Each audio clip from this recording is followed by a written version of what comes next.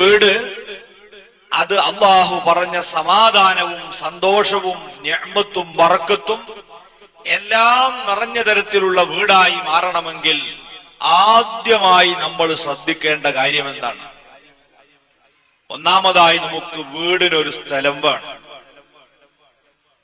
വീടിന് സ്ഥലമെടുക്കുമ്പോൾ നബി സല്ലല്ലാഹു അലൈഹി വസല്ലം പഠിപ്പിച്ച ഹദീസിൽ കാണാം, അവലക്ഷണം അത് 3 കാര്യത്തിലാണ് സാധാരണ ഉണ്ടാകാറുള്ളത്, അല്ലെങ്കിൽ പരിഗണിക്കേണ്ടതുള്ളത്.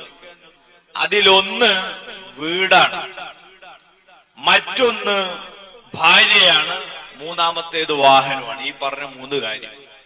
അതിൽ നല്ല ലക്ഷണവും മോശപ്പെട്ട ലക്ഷണവും പരിഗണിക്കപ്പെടണം എന്നാണ്. വീടിന്റെ നല്ല ലക്ഷണമായി പണ്ഡിതന്മാർ എണ്ണിപ്പറഞ്ഞ പ്രധാനപ്പെട്ട വിഷയം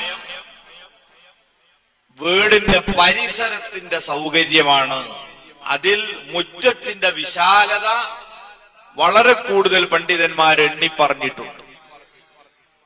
അപ്പൊ നാം വീട് നിർമ്മിക്കാൻ പോകുന്ന സ്ഥലം ആവശ്യത്തിന് സൗകര്യമുള്ള അത്ര സ്ഥലമുണ്ടാകുക എന്നത് ഒരു വീടിന്റെ അനുഗ്രഹത്തിന്റെ പ്രധാനപ്പെട്ട ഒരു ഭാഗമാണ്. ഇന്ന് നമ്മുടെ ചിന്ത മാറി, നമുക്ക് റോട്ടിലേക്ക് കാലെടുത്ത് വെക്കണം, അതിന്റെ അടുക്ക് നടക്കാനോ ഇരിക്കാനോ സ്ഥലം ഉണ്ടാവരുത്. അങ്ങനെ റോഡിന്റെ വക്കത്ത് കൊണ്ടുവന്ന് നല്ല വിശാലമായ പറമ്പൊക്കെ ഉപേക്ഷിച്ച് നമ്മൾ വീടുണ്ടാക്കി നോക്കുമ്പോൾ ചില ആളുകൾക്ക് റോഡ് വികസനത്തിന്റെ പേരിൽ വീട് നഷ്ടപ്പെട്ടു പോയി. വേറെ ചില ആളുകൾക്ക് അവരെ വീട്ടിൽ ഒരു ചെറിയ സൽക്കാരം പോലും സംഘടിപ്പിക്കാൻ പറ്റാതെ ഇതുപോലുള്ള വലിയ വലിയ ഹാളുകളിലേക്ക് അഭയം തേടേണ്ടി വന്നു. അല്ലാഹുവിന്റെ നിഅമത്ത് നമ്മുടെ വീട്ടിലേക്ക് വളരെയധികം കടന്നു വരുന്ന ഒരു സന്ദർഭമാണ് വീട്ടിൽ വെച്ച് വിരുന്നൂട്ടുന്ന സമയം. ഇൻഷാ അല്ലാഹ് നമുക്കത് പറയാം. എന്നാൽ ആ വിരുന്നിന് അവസരമില്ലാത്ത വിധം ആ അനുഗ്രഹങ്ങളൊക്കെ കൊട്ടിയടക്കപ്പെടുകയാണ് ഈ സൗകര്യങ്ങളില്ലെങ്കിൽ. അപ്പൊ നമ്മൾ സൗകര്യപ്രദമായ സ്ഥലം അത് പരിഗണിക്കുക. അതോടൊപ്പം തന്നെ നാം വീടെടുത്തു കഴിഞ്ഞാൽ അതിന്റെ പരിസരത്ത് താമസിക്കുന്ന ആളുകളുടെ സാംസ്കാരികപരമായ വിഷയങ്ങൾ ചിന്തിക്കുക.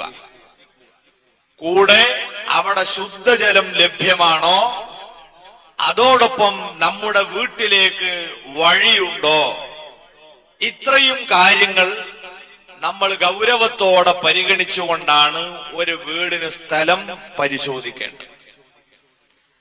ഇനി ആ വീടിന് സ്ഥലം നമ്മൾ വാങ്ങുന്നതും വീട് നിർമ്മിക്കുന്നതും വളരെയേറെ നാം ഗൗരവത്തോടെ ആലോചിച്ചുകൊണ്ടാവണം. ഒരു ചെറിയ കാശ് പോലും അല്ലാഹു സുബ്ഹാനഹു വ തആല നിഷിദ്ധമാക്കിയ പണം നമ്മുടെ വീട് നിർമ്മാണത്തിൽ കലരാൻ പാടില്ല. അങ്ങനെ കലർന്നു പോയാലോ? നമ്മളൊക്കെ പഠിച്ച ഒരു മസലയാണ്, പിടിച്ചെടുത്ത സ്ഥലത്ത് വെച്ച് നാം നിസ്കരിച്ചാൽ ആ നിസ്കാരത്തിന് അല്ലാഹുവിന്റെ അടുക്കൽ കൂലിയില്ല. കട്ടെടുത്തതോ പിടിച്ചു പറിച്ചതോ ആയ വെള്ളം ഉപയോഗിച്ച് വുളൂ ചെയ്ത് നിസ്കരിച്ചാൽ ആ നിസ്കാരത്തിന് പ്രതിഫലമില്ല.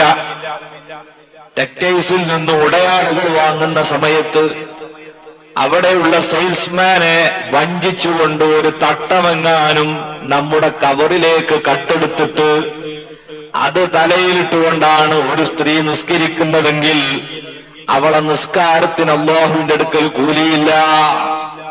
ഇതുപോലെ നാം താമസിക്കുന്ന സ്ഥലം അത് ഹറാമായ കാശുകൊണ്ടാണോ നിർമ്മിക്കപ്പെട്ടതെങ്കിൽ ആ വീട്ടിൽ നിന്ന് നമ്മൾ നിസ്കരിക്കുന്ന നിസ്കാരങ്ങൾക്കോ മറ്റോ ഇബാദത്തുകൾക്ക് പോലും പ്രതിഫലം പ്രതീക്ഷിക്കപ്പെടാൻ സാധ്യമല്ല. അത്ര വലിയ ദുരന്തമായിരിക്കും നാം ഹറാമായ പണം കൊണ്ട് വീട് നിർമ്മിച്ചാൽ നമുക്ക് വരാൻ പോകുന്നത്.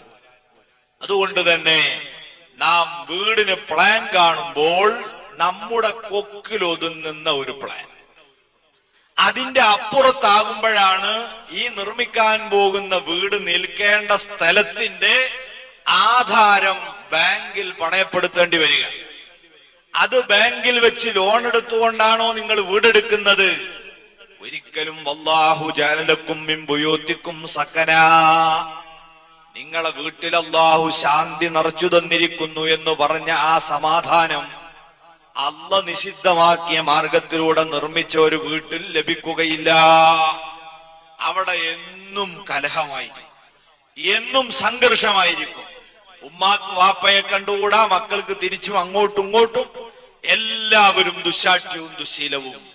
അങ്ങനെയുള്ള കുടുംബങ്ങളുണ്ടോ? നിങ്ങൾ അടിസ്ഥാനപരമായി പരിശോധിക്കുക. നിങ്ങളുടെ പറമ്പിന്റെ ആധാരം എവിടെയാണുള്ളത്? നിങ്ങളുടെ വീട് നിർമ്മിക്കാൻ ഉപയോഗിച്ച കാശ് ഏത് അറബിയെ വഞ്ചിച്ചുകൊണ്ട് സമാഹരിച്ചതാണ്? നമ്മൾ ചിന്തിക്കണം. ഒരിക്കലും നിഷിദ്ധമായ ഹറാമായ മാർഗത്തിലൂടെ സമ്പാദിച്ച പണമാകരുത് നമ്മുടെ വീട് നിർമ്മിക്കാൻ നമ്മൾ ഉപയോഗിക്കുന്നത്. അതുപോലെ നാം വീട് നിർമ്മിക്കുമ്പോൾ അല്ലാഹു സുബ്ഹാനഹു വ തആല പൊരുത്തപ്പെടാത്ത രീതിയിൽ ദുർവ്യയം ചെയ്തുകൊണ്ടുള്ള വീടാകരുത്. നബി സല്ലല്ലാഹു അലൈഹി വസല്ലം പറഞ്ഞ ഹദീസ് നിങ്ങൾ കേട്ടു. ഒരാളുടെ ഭാഗ്യമാണ് വൽ ബൈത്തുൽ വാസി, സൗകര്യപ്രദമായ ഒരു വീട് എന്ന് പറയുമ്പോൾ അതിന്റെ അർത്ഥം നമ്മൾ ഇന്ന് ചെയ്യുന്നത് പോലെ ദൂർത്തടിച്ച വീട് എന്നല്ല. സൗകര്യം എന്നത് ആപേക്ഷികമാണ്. ആ കുടുംബത്തിലെ അംഗബലം എത്രയാണ് അത് പരിഗണിച്ചുകൊണ്ട് ആവശ്യത്തിന് റൂമുണ്ടായിരിക്കണം. എല്ലാവരും ഒരു റൂമിൽ ഉറങ്ങാൻ പാടില്ല. നമുക്കത് പറയാം, വീട്ടിലുള്ള പെരുമാറ്റം പറയുമ്പോൾ പറയാം. ഒരു റൂമിൽ എല്ലാവരും കൂടി ഒന്നിച്ചുറങ്ങുക അത് പാടില്ല. അപ്പൊ ആ വീട്ടിൽ എത്ര അംഗങ്ങളുണ്ടോ അവർക്കൊക്കെ താമസിക്കാൻ ആവശ്യമായ റൂമുകൾ നിർമ്മിക്കുക. അത് ദൂർത്തല്ല. എന്നാൽ അമിതമായ മോടി പിടിപ്പിക്കുന്നതും അനാവശ്യമായ സൗന്ദര്യവൽക്കരണവും ഒക്കെ അത് ദൂർത്തായി മാറും. ഇതുപോലെ 4 ആളുകൾക്ക് താമസിക്കാൻ 10ഉം 14ഉം ഒക്കെ റൂം എടുത്തിടുന്ന ആളുകളുണ്ട്. മഹാനായ നബി സല്ലല്ലാഹു അലൈഹി വസല്ലം തങ്ങളുടെ സന്ദേശം, ആൾപ്പാർപ്പില്ലാത്ത റൂമുകൾ പിശാചിന്റെ സങ്കേതങ്ങളായിരിക്കും. ആളെ ശൈത്താനാ പിന്നെ വന്നുകൂടാ. നമുക്കവിടെ പരിചരിക്കാനും അവിടത്തെ മാറാല പോലും നീക്കാൻ നേരം ഉണ്ടാവില്ല നമ്മൾ ഉമ്മമാർക്ക്. പിന്നെ പിശാചിന്റെ വിളയാട്ടമായിരിക്കും ഈ ദൂർത്തുകൊണ്ട് നിർമ്മിക്കപ്പെട്ട, ദൂർത്തായ രീതിയിൽ നിർമ്മിക്കപ്പെട്ട വീട്ടിൽ നടക്കുക. വീട് നിർമ്മിക്കുമ്പോൾ എപ്പോഴും നമ്മളെ ചിന്തയിൽ മഹാനായ സയ്യിദുനാ റസൂലുള്ളാഹി സ്വല്ലല്ലാഹു അലൈഹി വസല്ലം തങ്ങളുടെ ലളിത ജീവിതത്തെ കുറിച്ചൊരു ബോധമുണ്ടായിരിക്കണം. സുബ്ഹാനല്ലാഹ്, ചില വീടുകൾ നമ്മൾ പരിശോധിച്ചാൽ ആ വീടിന്റെ മതിൽക്കെട്ട് അതുമാത്രം നോക്കുമ്പം പാവപ്പെട്ടവർക്ക് തോന്നിപ്പോകുന്നു ആ മതിൽ നിർമ്മിക്കാൻ ഉപയോഗിച്ച കാശുണ്ടായിരുന്നുവെങ്കിൽ ഞങ്ങൾക്കൊരു 10 വീടെങ്കിലും നിർമ്മിക്കാമായിരുന്നല്ലോ. ഈ രീതിയിലാണ് പലരുടെയും ദൂർത്തിന്റെ രൂപം. വീടിന്റെ മുകൾ ഭാഗത്ത് ചെലവ് ചെയ്യുന്ന പണം എത്രയാണ് കാണുന്നില്ല. പക്ഷേ എങ്കിലും വീടിന്റെ മേലെ കൊണ്ടുപോയി ലക്ഷങ്ങളതാ അവിടെ ദുർവ്യയം ചെയ്യുന്നുണ്ട്. മഹാനായ സയ്യിദുനാ ഉമറുൽ ഖത്താബ് റളിയല്ലാഹു തആല അൻഹു തങ്ങളതാ നബി സല്ലല്ലാഹു അലൈഹി വസല്ലം തങ്ങളുടെ റൂമിലേക്ക് ഒരിക്കൽ കയറി ചെല്ലുന്നു. അല്ലാഹുവിന്റെ ഹബീബ് ആ സമയത്ത് വസ്ത്രം മാറി അവിടത്തെ കട്ടിലിൽ കിടക്കുകയാണ്. ഉമറുൽ ഫാറൂഖ് റളിയല്ലാഹു അൻഹു വന്നപ്പോൾ അവിടുന്ന് എഴുന്നേറ്റിരുന്നു. ഉമർ ഖത്താബ് റളിയല്ലാഹു അൻഹു തിരുനബിയുടെ ശരീരത്തിലേക്ക് നോക്കുമ്പോഴതാ അവിടുന്ന് കിടക്കാൻ ഉപയോഗിച്ച പായയുടെ അടയാളം അങ്ങനെ തന്നെ ആ ശറഫാക്കപ്പെട്ട ശരീരത്തിൽ പതിഞ്ഞു കിടക്കുന്നു. ഉമർ ഖത്താബ് തങ്ങൾക്ക് കണ്ണിൽ നിന്ന് വെള്ളം വന്നു. ലോകത്തിന്റെ നേതാവായ അഷ്റഫുൽ ഖൽഖ് മുഹമ്മദ് മുസ്തഫ സ്വല്ലല്ലാഹു അലൈഹി വസല്ലമ തങ്ങൾ ആരാണ്? അന്ത്യപ്രവാചകനാണ്, അല്ലാഹുവിന്റെ മഹ്ബൂബാണ്. ഇതുപോലത്തെ ഒരു നേതാവ് ഇനി വേറെയില്ല. ഒരു രാജ്യത്തിന്റെ ഭരണാധികാരിയാണ്, ചീഫ് ഖാദിയാണ്, സൈനിക കമാൻഡറാണ്. പള്ളിയിലെ ഇമാമാണ്, ഖത്തീബാണ്.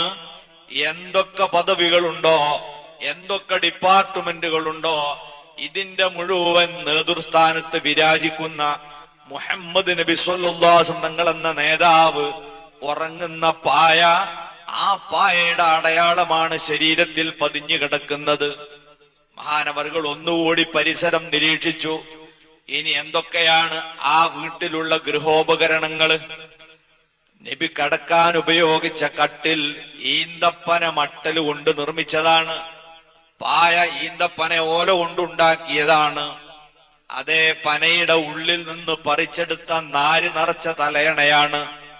ഇനി ആ റൂമിലുള്ളത് ഒരു ചെറിയ തോൽ സഞ്ചിയുണ്ട്, അതിലൽപ്പം വെള്ളം കിടക്കുന്നു. വേറെ ഒരു പാത്രത്തിൽ ഏതാനും യവമണികളാണുള്ളത്. മറ്റൊരു ചെറിയ പാത്രത്തിൽ അവിടുന്ന് പല്ല് തേക്കാൻ ഉപയോഗിക്കുന്ന വസ്തുക്കളുണ്ട്. ഇത്രയുമാണ് ഒരു ഭരണാധികാരിയുടെ വീട്ടിന്റെ ഉള്ളിലുള്ള ഗൃഹോപകരണമെങ്കിൽ ഉമർ ഫാറൂഖ് റളിയല്ലാഹു അൻഹു കരഞ്ഞുകൊണ്ട് ചോദിച്ചു, നബിയേ, ദാക കിസ്റാ വ കൈസർ, അങ്ങ് കണ്ടില്ലേ കൈസർ രാജാവ്, കിസ്റ രാജാവ്, അവരൊക്കെ ദാ അമ്പര ചുംബികളായ ആകാശത്തെ മുത്തമിട്ട് നിൽക്കുന്ന വലിയ കൊട്ടാരങ്ങളിലല്ലേ നബിയെ താമസിക്കുന്നത്? അവർക്കൊക്കെ ഉറങ്ങാൻ തൊട്ടിലുകളില്ലേ? താരാട്ടുപാടാൻ തോഴിമാരില്ലേ? വഅന്ത റസൂലുള്ളാഹി സ്വല്ലല്ലാഹു അലൈഹി വസല്ലമ, നബിയെ അവിടുന്ന് അള്ളാന്റെ ദൂതരല്ലേ? അങ്ങല്ലേ ഇതൊക്കെ ഉപയോഗിക്കാൻ ഏറ്റവും അർഹതയുള്ള ആള്. അവിടത്തേക്ക് ഞങ്ങളൊരു പുതിയ ബെഡ് വാങ്ങി തന്നാൽ അവിടുന്ന് സ്വീകരിക്കുമോ നബിയേ എന്ന് ചോദിച്ചപ്പോൾ അള്ളാഹുവിന്റെ റസൂൽ സ്വല്ലല്ലാഹു അലൈഹി വസല്ലം പറഞ്ഞ മറുപടി, ഉമറേ, അവരൊക്കെ ഈ ദുന്യാവിൽ മാത്രമേ അവർക്ക് ഇത് ആസ്വദിക്കാൻ കഴിയൂ. നമുക്ക് അള്ളാഹു പരലോകത്ത് തയ്യാറാക്കിയ ബെഡും അവിടെ റെഡിയാക്കി വെച്ച വലിയ വലിയ കൊട്ടാരങ്ങളും സൗകര്യങ്ങളുമില്ലേ? അതാണ് എന്റെ ജീവിതത്തിന്റെ ലക്ഷ്യം. ഞാൻ അങ്ങോട്ട് യാത്ര പോകുകയാണ്. യാത്ര പോകുന്ന ഒരു വ്യക്തി വിശ്രമത്തിന് വേണ്ടി ഒരു സ്ഥലത്ത് ഇരുന്നാൽ, ഒരു ബസ് സ്റ്റോപ്പിലോ ഒരു മരത്തണലിലോ ഇരുന്നാൽ, ആദ്യം ആ മരത്തണലും ബസ് സ്റ്റോപ്പും ഒക്കെ അവിടെ വൃത്തിയാക്കാനോ അല്ലെങ്കിൽ അവിടെ മോടി വർദ്ധിപ്പിക്കാനോ അവൻ നിൽക്കുകയില്ലല്ലോ. എത്രയും പെട്ടെന്ന് യാത്ര തുടരണമെന്ന ബോധത്തോടെയല്ലേ അവൻ അവിടെ ഇരിക്കുക, വിശ്രമിക്കുക. ഇതുപോലുള്ള മനസ്സാണ് എന്റെ മനസ്സ്. അതുകൊണ്ട് എനിക്ക് വേറെ ഒരു ബെഡ് വേണ്ട, വേറെ സൗകര്യങ്ങൾ വേണ്ട. സയ്യിദുൽ വറാ മുഹമ്മദുർ റസൂലുള്ളാഹി